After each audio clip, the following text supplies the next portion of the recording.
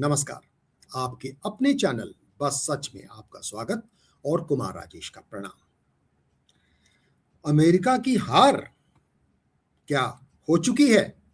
आज यही सवाल दुनिया भर के लोगों के जहन में घूम रहा है।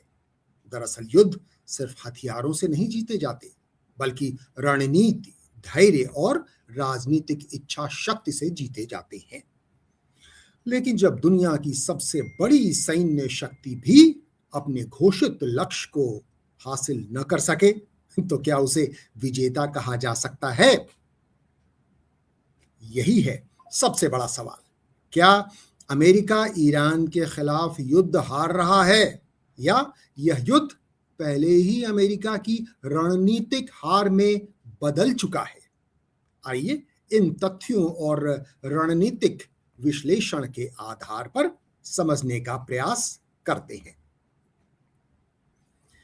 युद्ध की शुरुआत तो 28 फरवरी को हो चुकी थी और यह संघर्ष शुरू हुआ अमेरिका के लिए एक तेज और निर्णायक सैन्य अभियान के तौर पर। लेकिन घोषित लक्ष्य था ईरान की आणविक शक्ति, न्यूक्लियर एनर्जी या एटॉम बम बनाने की ताकत को खत्म कर देना।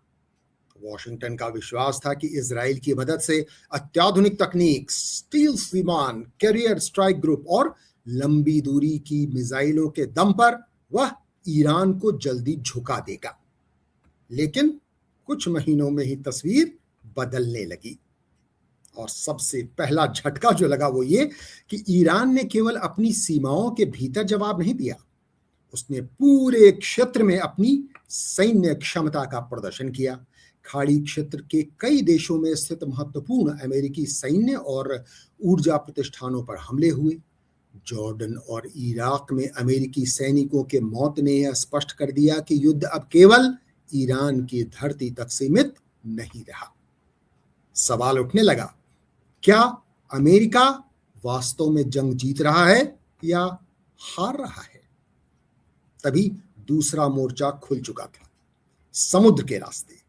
दुनिया के सबसे महत्वपूर्ण समुद्री व्यापार मार्गों में से एक स्ट्रेट ऑफ हॉर्मुज, यहीं से दुनिया के तेल व्यापार का बड़ा हिस्सा गुजरता है। अमेरिका की भारी नौसैनिक मौजूदगी के बावजूद ईरान बार बार व्यापारिक जहाजों की आवाजाही बाधित करने में सफल रहा, आज भी सफल हो रहा है।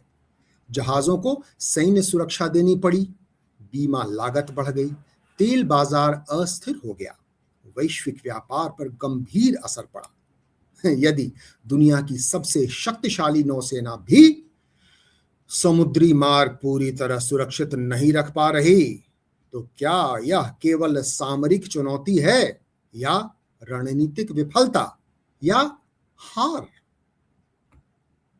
अब ड्रोन और मिसाइल के युद्ध की बात। इस संघर्ष ने एक नई सच्चाई उजागर की। अब युद्ध केवल लड़ाकू विमानों से नहीं जीते जाते। ईरान ने ड्रोन और बैलिस्टिक मिसाइलों के जरिए अमेरिकी अग्रिम सैन्य ठिकानों और सहयोगी देशों की बुनियादी ढांचों को लगातार निशाना बनाया। महंगे एयर डिफेंस सिस्टम, अरबों डॉलर के सैन्य संस्थान और विशाल सैन्य अड्डे कम लागत वाले लेकिन प्रभावी ईरान के हथियारों की चुनौती से पूरी तरह सुरक्षित नहीं दिखे। लेकिन अब एक बहुत ही ऊटपटांग बात जो सामने आई वो ये कि अमेरिका जो है वो अपने दोस्त और दुश्मन के बीच का फर्क भूल गया। 9/11 का सबसे बड़ा विलेन ओसामा बिन लादेन को पनाह देने वाला देश पाकिस्तान अमेरिका ईरान के बीच समझौता कराने लगा और दशकों का साथी, कोल्ड वॉर के जमाने से नाटो समूह, जिनमें यूरोप के लगभग सारे देश शामिल हैं, अमेरिका के राष्ट्रपति डोनाल्ड ट्रंप को दुश्मन नजर आने लगे। कहते हैं ना, विनाशकाले विपरीत बुद्धि।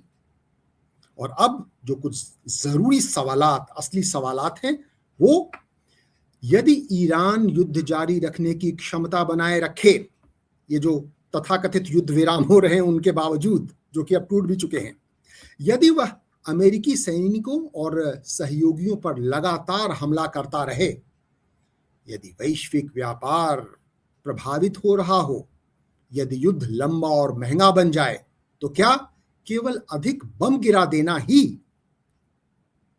एक जो जीत है उसे हम कह सकते हैं?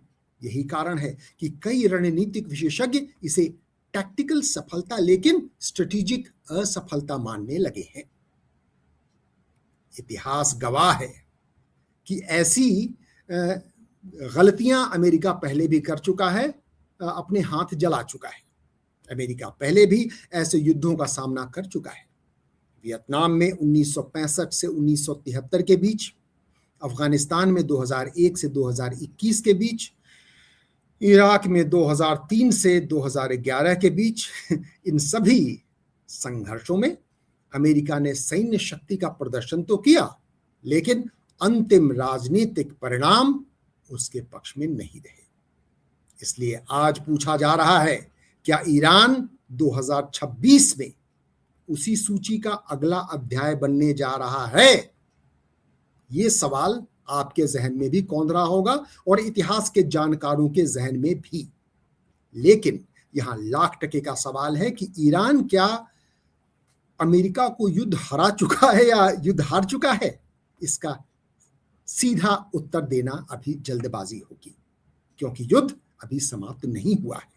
लेकिन इतना निश्चित है कि यदि किसी महाशक्ति को अपने घोषित उद्देश्यों की कीमत लगातार बढ़ानी पड़े, यदि उसका विरोधी दुश्मन लगातार जवाब देने की क्षमता बनाए रखे, यदि उसके साथ साथ पूरी दुनिया आर्थिक सामरिक दबाव महसूस करे, तो यह जीत का आसान रास्ता तो नहीं कहलाता। हो सकता है अमेरिका अभी युद्ध क्षेत्र में लड़ रहा हो, लेकिन रणनीतिक स्तर पर उसे पहले से कहीं अधिक कठिन सवालों का सामना करना पड़ रहा है।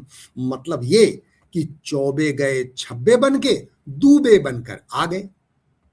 जी हां, अब सबसे महत्वपूर्ण सवाल आपसे, क्या आपको लगता है कि अमेरिका वास्तव में यह युद्ध हार चुका है या अभी अंतिम फैसला देना जल्दबाजी होगी? अपनी राय कृपया कमेंट बॉक्स में लिखिए। और अगर आपको यह विश्लेषण तथ्यपूर्ण और संतुलित लगा हो तो वीडियो को लाइक कीजिए, अपने मित्रों के साथ शेयर कीजिए और बस सच को सब्सक्राइब करना बिल्कुल मत भूलिए, अगर अब तक सब्सक्राइब नहीं किया हो तो। अब कुमार राजेश को दीजिए इजाजत। नमस्कार। For more such videos, please like, comment, subscribe our YouTube channel.